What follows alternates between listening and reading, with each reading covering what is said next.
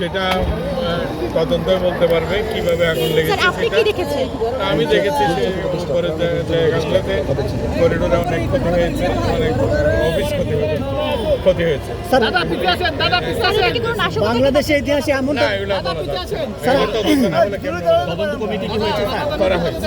কয় সদস্যের থাকে? এটা আমি ঠিক জানি না। এটা আপনাদের মন্ত্রণালয়ে কেউ আছে? স্বরাষ্ট্র স্যার, আপনি সরজমিন দেখেছেন, কি দেখলেন? ভিতরে কি ক্ষয়ক্ষতির অবস্থাটা?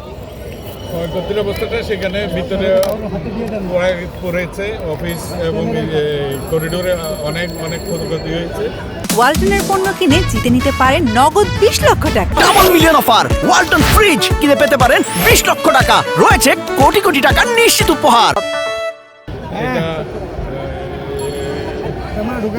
আমি কিভাবে বলতে পারবো আপনাদেরকে, আগুনে যতটুকু ক্ষতি হয়েছে সেইটা।